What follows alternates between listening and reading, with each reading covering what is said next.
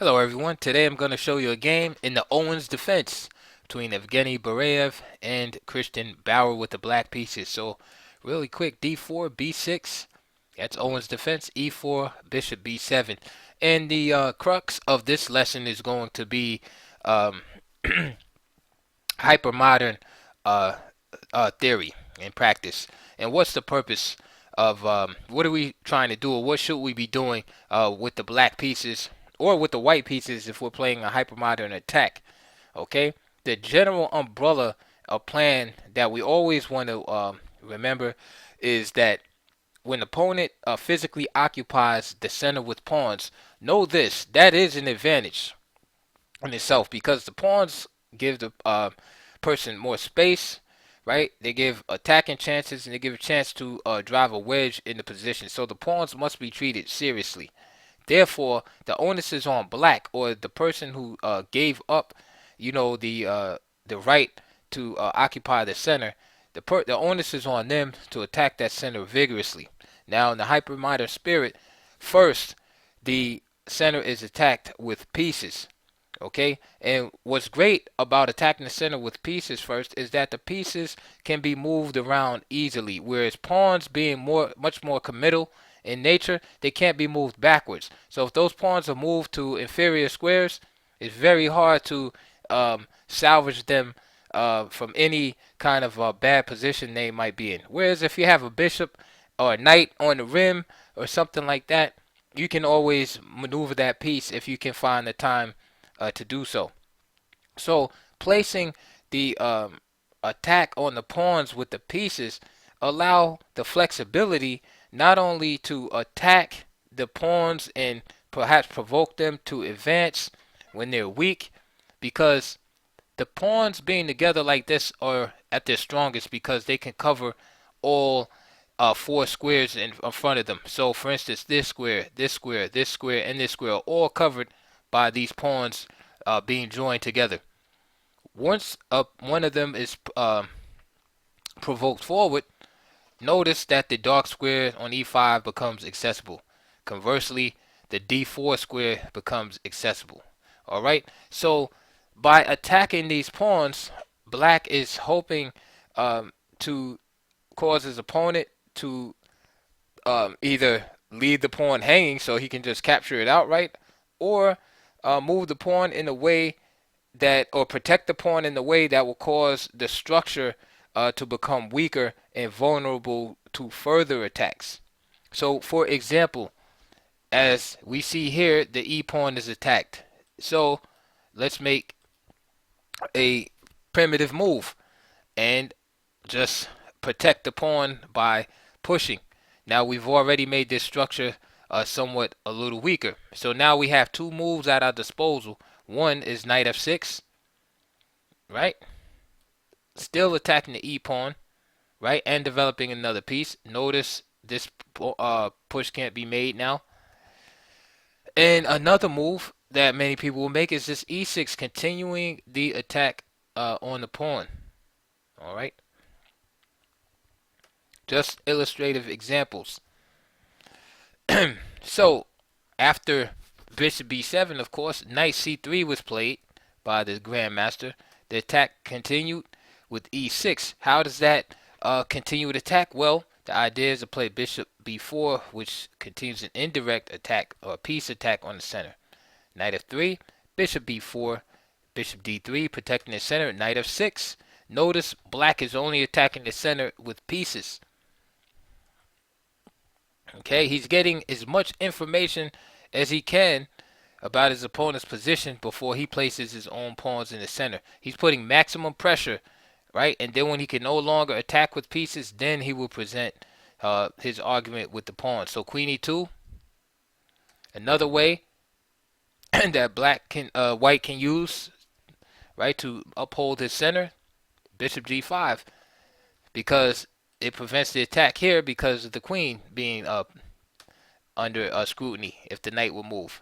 So normal play would go h6, bishop takes, queen takes, castles, bishop takes c3, b takes, d6, and knight d2. All right, so black has a space advantage, but he's super solid. and white has a compromised pawn structure, and but he has more space. Okay, so the position is up for grabs and double edged. Notice black is still has not been able to get white to move these pawns as of yet. So he's put maximum pressure on the pawns with his pieces. So now it's time to use his own pawns finally. So d5 is played. Now white has to do something as the pawn is attacked. He can no longer defend it with pieces, right? He can no longer keep these two pawns side by side. Something has to give. Either he has to exchange or push. If he pushes, black can jump into that newly vulnerable square. Knight e4, bishop d2, for instance, breaking the pin on the knight, and give up the bishop here to black, and the battle will still continue. Okay, with the new pawn structure, c5, moves like f6 or on the menu list for black to continue to tear down the center. The battle for the center does not stop. Okay, especially if you're playing the hypermodern opening. Okay, excuse me. So d5, and in the game, e5 was not played. E takes d5 was played. Queen takes d5. Knight d5 is possible, but a little slower, right? A little more passive. Okay, nothing wrong, but not as enterprising. Queen d5 is more enterprising because now the queen has options to say come to h5, for example, and join in the fray. So bishop takes c3, b takes c3, and so white has a bishop here, but he's been given these double pawns over here. Castling from black, and now bishop f4. If c4, then queen h5 with this idea of taking here on f3. So knight e5 to stop that, and then we go into this endgame. Again, black has more solidity in this pawn structure, but less space. And white has the compromised pawns on the c file, and he has a bishop here. So again, we have some dynamic equality there. So instead of c4, bishop f4 was played with this direct attack here on this pawn, and simply rook c8 was played. After rook c8, rook f e1, c5. Again, continuing the vigorous assault on the white center. Very powerful. The idea to remember. Okay. Now, black is threatening c4. If he could move again, you would trap this bishop here. Bishop cannot go here because the knight is holding sway over e4 along with the queen and the bishop. And now you can also see the benefits of black's early piece attacks and piece pressure against the center, because now it comes in handy with the knight being here on f6 influencing e4, and also the bishop on b7 influencing e4 along with the queen. Okay, so there's a major threat here. What is white gonna do? He could play c4, try to drive the knight away, drive the queen away, or he can play d takes c5, but he has to do something. So for instance, if c4, queen goes here, and you have the same idea again of bishop takes, doubling the pawns. So if again knight e5 is possible here, it's probably the best move here. Again, not allowing the pawn structure to be shattered, and you go into a similar ending as we discussed earlier. So a different kind of concept is say if white tried to fortify center, then you go through with the capture. And now you have this situation where black has a better position here. Not only is he super solid, but white's pawns are really messed up, and he just does not have enough compensation, even with the bishop here, to to make amends for all of the damage in the structure there. This is why Bareev chose d takes c5. Queen takes c5. c4 was played. And knight b d7 by black. A4, rook e8, planning e5, and then after a5, e5 was played. And this is the apex of the hypermodern strategy for black. And this is why I picked the game, because I wanted you to see the contrast between the beautiful central pawns that white had in the beginning of the game on e4 and d4, and now 15 moves later, excuse me, you see white has no center pawns, two weak pawns on the c file, right?